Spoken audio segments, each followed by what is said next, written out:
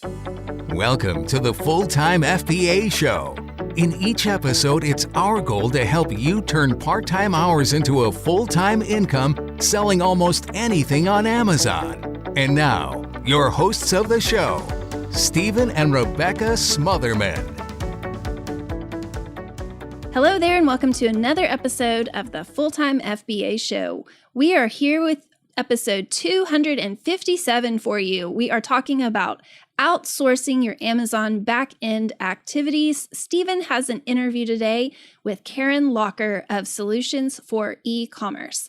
This is a really great show. You're going to love this interview. Before we get into it, I would like to ask you, if you haven't already, to subscribe to the Full-Time FBA newsletter. You can go to fulltimefba.com and get signed up. We send out an email about once a week with information about the podcast, any new videos that we have, or any trainings that we have coming up. So you want to make sure that you're subscribed so you get those email notifications. It's at fulltimefba.com. Okay, so today we have Karen Locker, the founder of Solutions for Ecommerce, talking with Stephen. Solutions for Ecommerce is a service provider for e-commerce business owners that specializes in account maintenance and multi-platform listings. Karen has been in this industry since 2008. That's 16 years at the time of this episode, y'all. She really knows her stuff. She and her team often have more experience and know more about the process of back-end account management than the Seller Central reps do. And you really want to have Karen Locker on your side making your case. She plays by the rules and she gets things done. She doesn't cut corners in her communications with Amazon on behalf of her clients. And we've loved having Solutions for Ecommerce as our account management service for several years now. In fact, I first heard Karen on another podcast back around 2015, and I told Stephen after listening to it, we have to hire this company. We did hire them, and it's been so freeing to let someone else take care of this aspect of our business. Before we get into the interview, I want to make sure you listen for my main two takeaways from it. First, you're going to hear a lot of discussion about different aspects of managing the back-end tasks related to selling on Amazon. Karen gives so many nuggets of wisdom in this interview, and you should learn a lot from this discussion about that back office side of your Amazon account. And then second, I hope you learn how Solutions for Ecommerce could be a great opportunity for outsourcing in your Amazon FBA business. We'll have their link and a coupon code for you at the end of this episode and in the show notes, and we hope you'll check them out. All right, next up is Stephen's interview with Karen Locker. All right, so I'm here with Karen Locker from Solutions for Ecommerce, and we're going to be talking about some really good things that could help your Amazon business move forward by taking a lot of things off your plate, off your to-do list, so that you have more time to do things that are more profitable in your Amazon business. Thank you, Karen, for hanging out with me today and talking with me. It's going to be great talking to you. We haven't talked in a long time. Yeah, it's been a while, but I know this conversation is going to be good. It's going to help out a lot of people. So I know you first started off selling online and you stumbled into this whole Solutions for Ecommerce business. How did your business transition to selling on Amazon to actually helping people with their own Amazon goals? Yeah, stumbling would be the good way to say it because it wasn't a planned business at the time.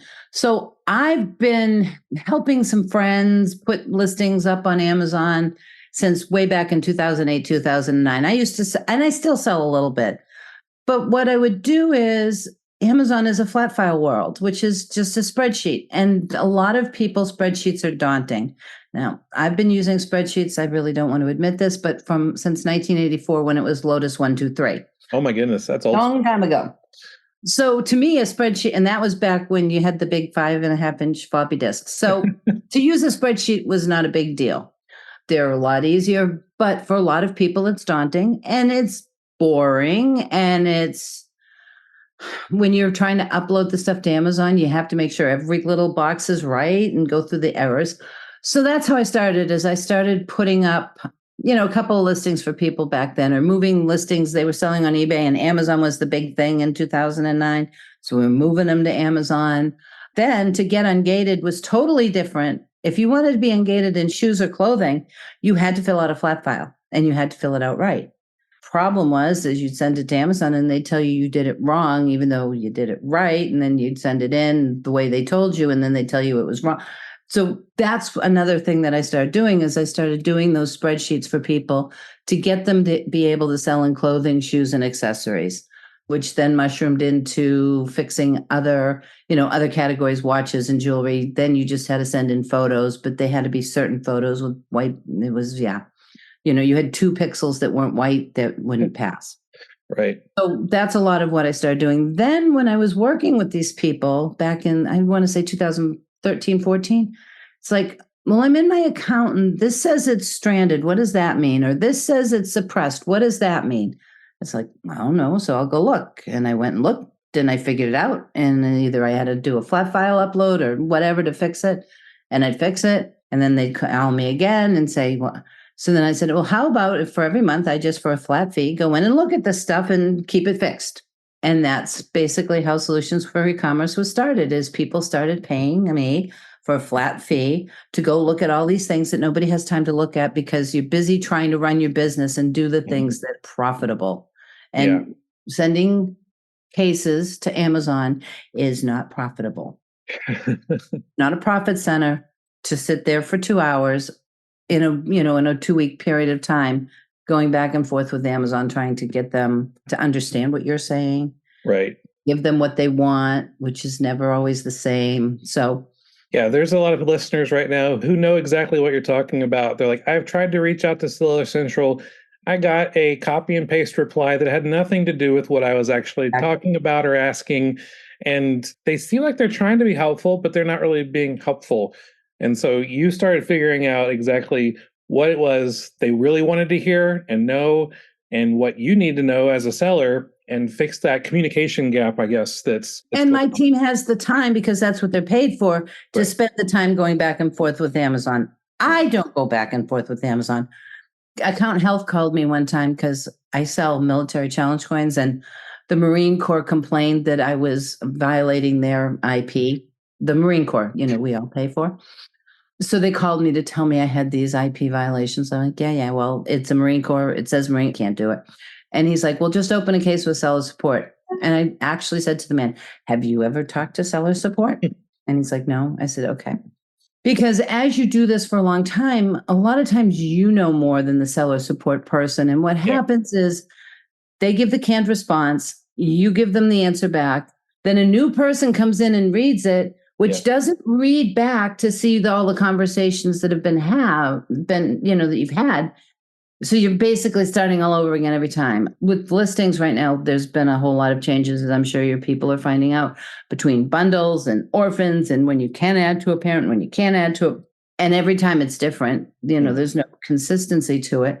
So my team will have to go and write a case, and then they'll say something, and then they have to go back and say, okay, that didn't work. What do you want me to try now? And we go back until we can hopefully get it done. Can't always guarantee it. That's why I tell people, we're working with Amazon. I have to play by their rules. I'm very careful to play by their rules, because in the 10, 12 years I've been doing this part of it, I've seen a lot of companies come and go because they find better ways, easier ways, more efficient ways to deal with something. And Amazon says, yeah, but no, because now we have to open all these cases and deal with and pay more support. So no, this is not more efficient. You can't open cases anymore. One of the things that we find is, for a while, a couple of years ago, maybe 8 years ago now, Amazon hated reimbursement companies. They didn't want any reimbursement companies. Do you remember when it first came out, when they talked about, well, you go to your reports and you pull your lost and you send that all to Amazon and tell them to reimburse you? Yes, I remember that. I used to do it. Yeah. And Amazon used to say, what? No, you need to reconcile it first. You need to show that it's lost. So that's one of the things we do.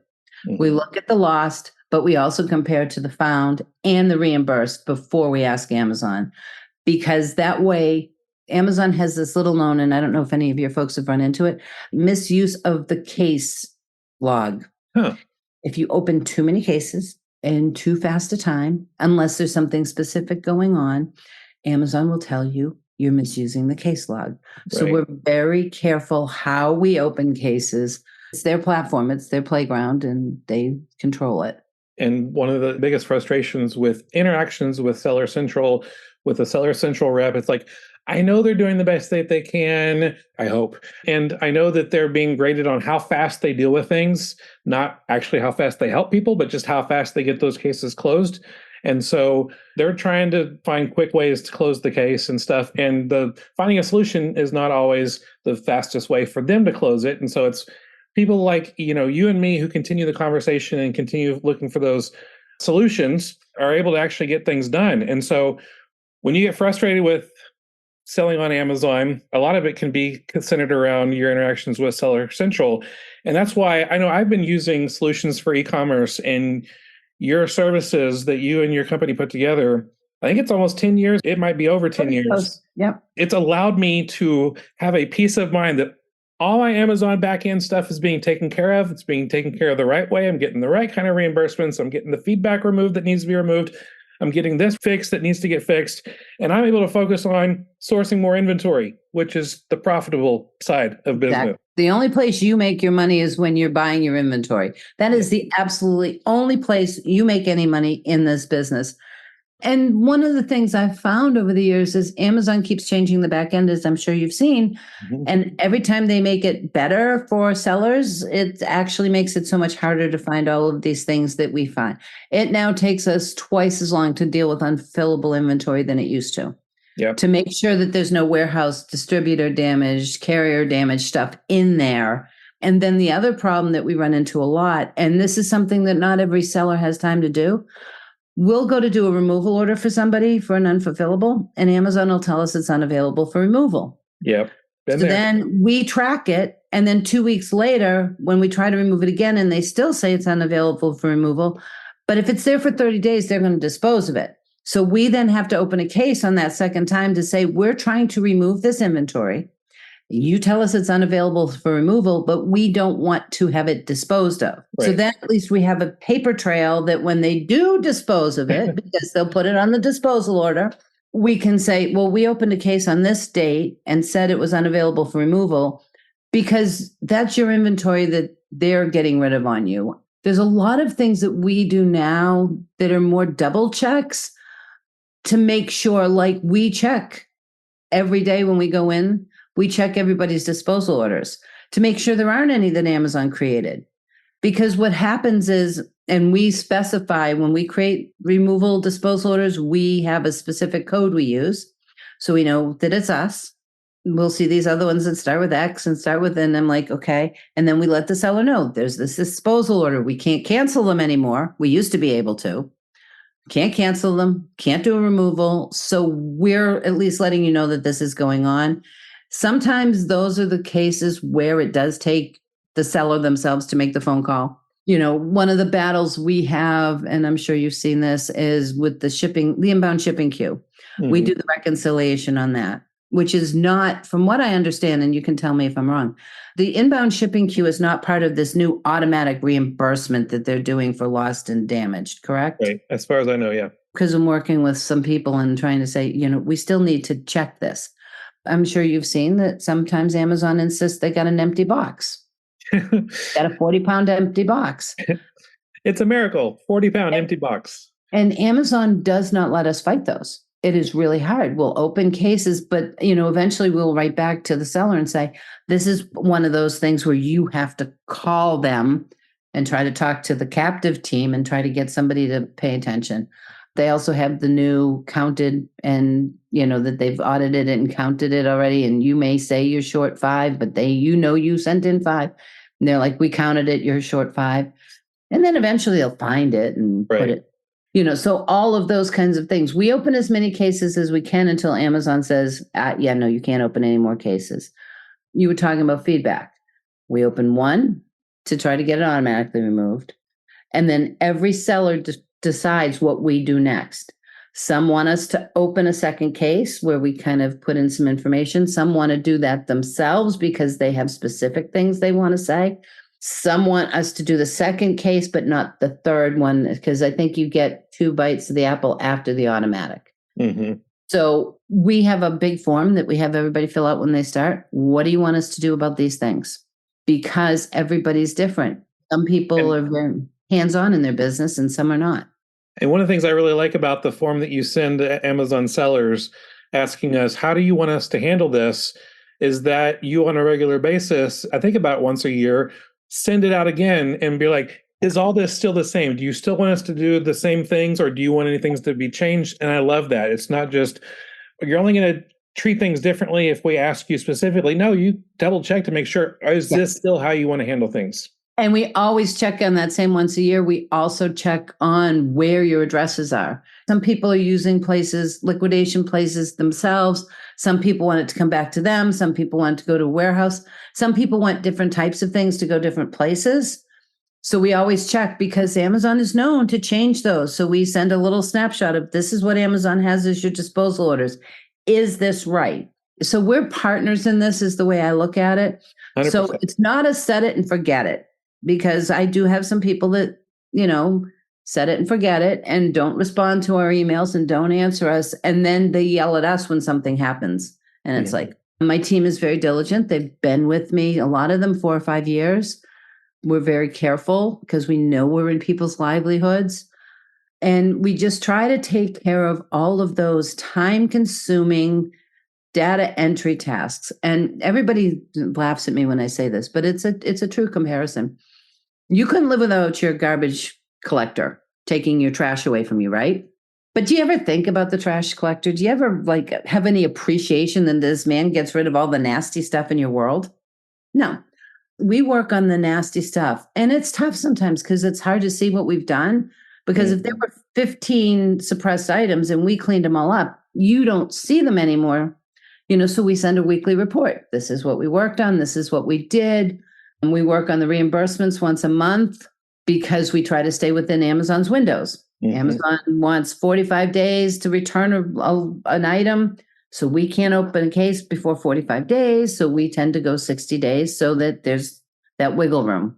And we cover the whole month at the same time. I love solutions for e-commerce. You know the timing, you know when you're supposed to ask, because it's always frustrating when you spend the time, ask Amazon if they could do something or reimburse something or fix something. And they're like, well, we have to first wait for this amount of time to pass. And so it's like you wasted all that time asking just for them to say, wait. And then you have to set an alarm to remind you to go back. And if you do remember to follow through. And it's like all that is taken care of on the back end. And like you were saying with the whole being appreciative of your trash collectors, taking all that stuff away, that's what's going on with solutions for e-commerce. You're taking a lot of frustration away. You're spoiling me as an Amazon seller because y'all are taking care of the hard, really frustrating stuff and allowing me to focus, like I said before, on the profitable stuff. And it reminds me of I feel like most Amazon sellers should outsource 2 things in their Amazon business. Number 1, their prep and shipping to Amazon if possible. And number 2, their Amazon backend. And those aren't 1 and 2 as rankings. They are just the 2 things. It's for me, I used to have a prep center to take care of my outsourcing of prepping and shipping to Amazon. And they closed down their business. And it took me a month to find it. And it was the longest month of my life having to go back and redo it myself. And I feel like the same thing. If solutions for e-commerce went out of business or whatever, which, y'all been around forever. I don't expect it ever to. Nope. But I don't ever want to go back to taking care of my back end stuff. And it's a lot more fun to run your Amazon business when you have solutions for e-commerce in your back pocket, knowing that they're taking care of so many things that you don't have to. Well, thank you. And me being, my own entrepreneurial self, is one of the things that all of us do is we think we can do it faster, cheaper, because it doesn't cost anything if we do it. And we always going to do it better because we do than if we outsource. The problem with that is if you're spending 2 hours a week opening cases with seller support, that's 2 hours you can't be finding new products. That's 2 hours you can't be doing something else. If you found an orphan shoe that you want uploaded to Amazon and it takes 4 times to get it through, well, that's, how much of your time are you spending to get one shoe that you may have only found one of up on the thing? And, some people believe in only sourcing products that are already in Amazon's catalog. And that's wonderful, but you're only sourcing things that have competition. So if you can make it between the two, new stuff and stuff that's in the catalog, then it's a little easier for you to not always be fighting that wonderful run to the bottom that people do when they get scared and they need their cash. Yeah. Yeah, absolutely. And because I know there's been time in the past where we found something and there was no Amazon sales page. And I was like, I don't know the right way to set up an Amazon sales page. I don't know the right way to make sure my pictures are compliant and that customers will actually find it. So I reach out to you and your team. They take care of that. And it's pretty awesome. My business is set up that I have two teams. And I've been doing this long enough now that I actually have a hierarchy of staff, which is the smartest thing one should ever do if one has people working for them. Is I have a listing team, and all they do all day, every day, is create product pages and discuss with Amazon seller support why the page doesn't go up with the 8531 error and the this and the that and all these white label, black label. Well, no, you can't change it even though it's wrong because the brand owns it, even though the brand has never sold on that. Those are always my favorite. This company does not sell on Amazon, has never looked at Amazon, but they own the listing because it's their brand and it doesn't matter that it's wrong. And sometimes if we're persistent enough and have the right information, we can get fixed, not always. And then on the other side is the account maintenance team, where you have a dedicated person. There is one person that is in your account. I'm very careful with that. We use user accounts to do the logins. We don't log in as your account ever because we don't want Amazon thinking I have hundreds of accounts or they're linked, because that sometimes you can have more than one account. Sometimes you can't have more than one. It depends upon whatever the thought process is at this time. Right. So we're always very careful when we log in. One person does reimbursements every month. She does all the reimbursements. She's been doing them for 4 years. Now, there's a lot of companies out there that will generate these reports, and some of them find money that we haven't found yet. But the key is we haven't found it yet because we run on a 30-day or a 60-day look. Some of them do it really fast. But one of the things I've found over the years is when you turn it in too fast, then you'll see a whole pile of reversals. Right. Because Amazon, they give themselves 30 to 60 days to find lost things. I don't know how this is going to work with this new process that they're offering. What I've told my team is when this new process comes into effect, you still need to record on a sheet every lost item. And then you need to watch to make sure the reimbursements come through. Yep. Or that it gets found. So again, it's another layer of things that we're going to monitor to help sellers so they don't have to. Then the window is, now the new window is shrinking. I forget it's a much smaller window to file. Right. Because it was 18 months for that and 9 months for the shipping queue. So when new people are on board with us, we go back 18 months through their lost and damaged and all that. And we go back 9 months in the shipping queue. And now it's like, no, you can only get 30 days or I can't remember what it is, 30 or 60 days to open those tickets.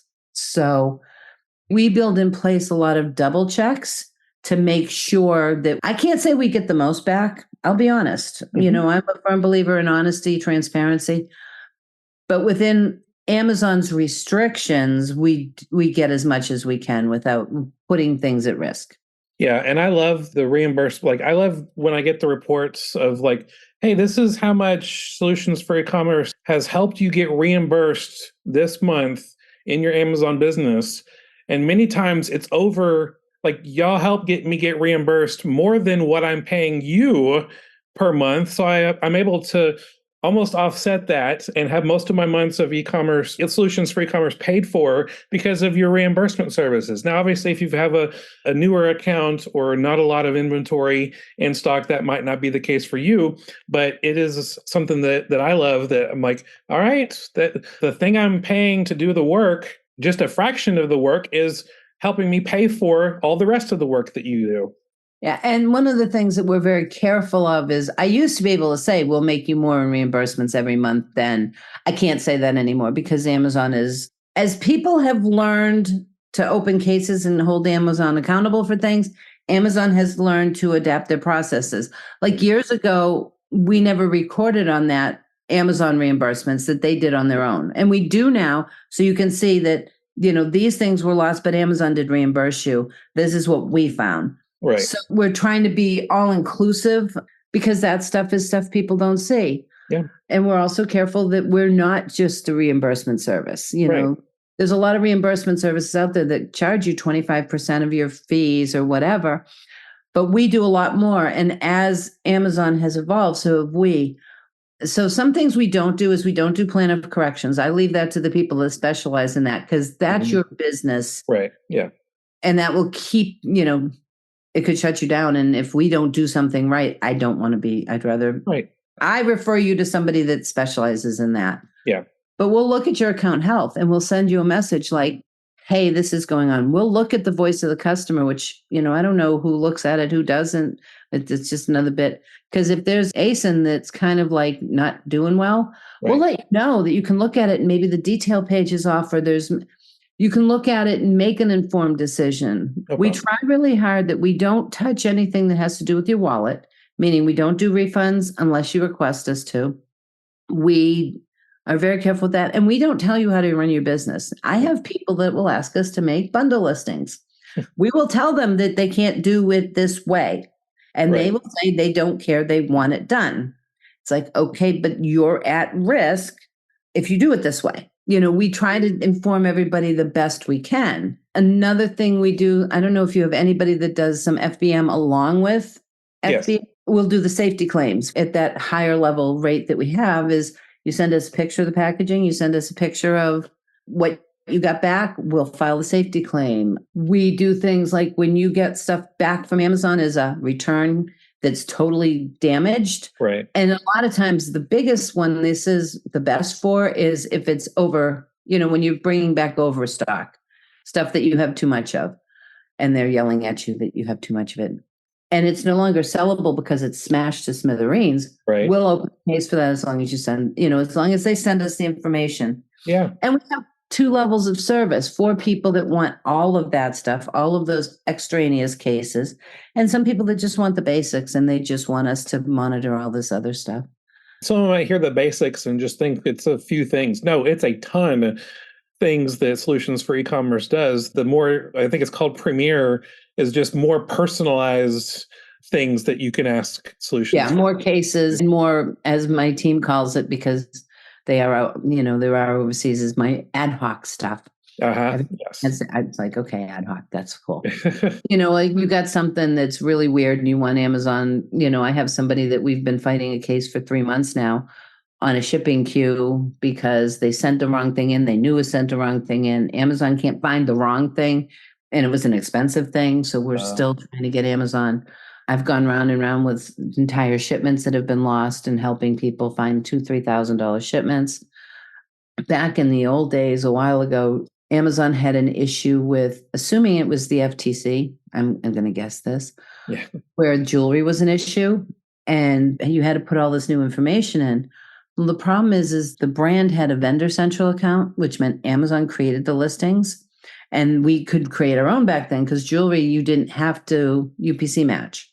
You could make, so we had to merge them all together. And I had a dedicated seller support rep that helped me work with the catalog team for 2 months on every one of them, that the metal was wrong, the stone was wrong, the this was wrong, that. So then after we did all that, then we ended up with a ship with 2 different FNS SKUs. So we had all this that took a 2-hour phone call with Amazon to try to tell them, well, no, you made us make new ASINs, so as Amazon changes, there's a lot of tricky things. Yep. And those are for our more premier people that, will spend those extra hours. But yeah, so basically just to run it through, what my team does is every day they come on, they work Sunday through Thursdays. They check your feedback every day. And if there's any that are negative or neutral, they'll open a case for it. They check for the disposal logs and they check the case log to make sure, because Amazon is famous for taking forever to answer you, but you've only got 48 hours or they'll close it. Yep. And they do all the time. So they check all of that. And then they have certain accounts they work on every day because they go through an account twice a week. They check the stranded, they check the suppressed, they check the unfulfillables. They do removal orders if you want them. They'll fix the things that are suppressed. They'll try to fix the things that are stranded. They'll look at your account health and let you know what's going on. So it's a second set of eyes. They'll look at the voice of the customer. If it's not a plan of correction, but it's just a little information, they'll submit it in the account health stuff, different stuff like that. Then once a month, they go through the whole account and they do all of the reimbursements. We open cases when anybody wants them. And then on the listing side, if you have a brand new product you found, we'll make a listing for it. If you have, preferably follows the bundle processing, we'll create the bundles. If there's a orphan that you found, or there's whatever you find, we can help make those kind of listings. And we can do the work with Amazon Seller Support to get it white labeled for 48 hours or whatever we need to do to get those listings up there. That's what my team spends their time doing. It's so awesome. Like, just hearing you list all that makes me tired. Thinking about if I had to do all that, I wouldn't be able to, work on my Amazon business any other way if I had to take care of all that. So that's why I love having your team on my team, and you help out so much. I was thinking about, like, when someone wants to outsource something in their Amazon business, I always tell them, think through 3 different types of situations when you want to outsource. The things you don't like doing, you should outsource that. Yep. The things you don't know how to do, you should outsource that. And there's certain things you shouldn't be doing because it's really easy. Anyone else can do, you should outsource that. So if you're able to cross off the things you don't like, the things you don't know, and the things you shouldn't be doing, that puts you in more of a CEO type of mindset, because the CEO is not taking the trash out. The CEO is not boxing up things. The CEO is not worried about their Amazon feedback, just like their CEO mindset. And for you to really succeed, you need to cross things off your list by outsourcing. And Solutions for E-commerce takes care of so much of that. And I'm so thankful for that. We try, and as time goes on, we're always evolving because Amazon's always evolving. Yep. Because years ago, you could send one thing in and it could sit there forever. There was a one thing rule. If you had one of an item, not anymore. A book could sit there. If you had one book, it could sit there forever in a day. Nowadays, not so much. And it's tough. One of the biggest things with selling on Amazon is you have to adapt and change. Yep. It's hard to do. And a lot of us don't want to outsource stuff because, like I said before, we can do it faster, we can do it cheaper, we can, we don't want to micromanage our business. And I'll be honest, I was a micromanager. It took me 8 years to actually allow my team to be totally as independent as they can. It's something you have to work on, is feeling that comfort to let somebody else do it. A lot of us don't like to. That's part of the reason we're entrepreneurs. We don't always play well with others. That's true. That's so true. Well, one of the things I'm really also thankful for is that you're offering the listeners of Full-Time FBA and the Full-Time FBA show a coupon code to be able to apply to signing up for Solutions for E-commerce. So if you go to fulltimefba.com/account manager, that's basically who you're hiring. You're hiring an account manager to work on most, if not all, of your Amazon backend stuff that you want to push off to somebody else to do. And if you use the coupon code Full-Time FBA, all is one word squished together with no spaces, Full-Time FBA, you can save 15% a month. And that adds up to save you a lot. And you're able to save so much more time and energy to be able to focus on other aspects of your business to help you be able to grow and scale your business. Because again, you can only grow your business so far by yourself. You have to be able to at least start to let go, to be able to scale, to be able to grow, to be able to snowball your profits over time. And Solutions for E-commerce is a huge solution for our Amazon business, and we recommend you too. So again, that link, fulltimefba.com/account manager with the coupon code FulltimeFBA, and you can see which program works best for you. I guarantee you, once you start using Solutions for E-commerce, you're going to be like, why did I not do this sooner? I should have done it sooner. So Karen, thanks again for hanging out with us and talking through all this with us. It's been a joy talking with you. It was great to talk about it. Thanks. Yeah. I hope you enjoyed that interview as much as I did. Be sure and check out fulltimefba.com/account manager to find more information about Solutions for E-commerce and all that they offer. The code again for the discount is FulltimeFBA, all one word, and you can save 15% a month on your services. As a reminder, you can find the show notes for this episode, as always, at fulltimefba.com/257, because this is episode number 257. You can also see the links and the coupon code mentioned there at those show notes. Next week, we're going to be talking about online courses to learn more about FBA versus signing up for a group coaching program. If you are excited about doing education related to your FBA business like we are, then you're going to want to check out this episode next week on the Full-Time FBA Show. That's all for this episode of the Full-Time FBA Show. So head over to fulltimefba.com/podcast, where you'll find the show notes and links from this episode. While you're there, subscribe to our newsletter where you'll get several free downloads of our popular and helpful Amazon FBA resources. Now, take action on what you've learned today so you can find success at turning part-time hours into a full-time income with Amazon FBA.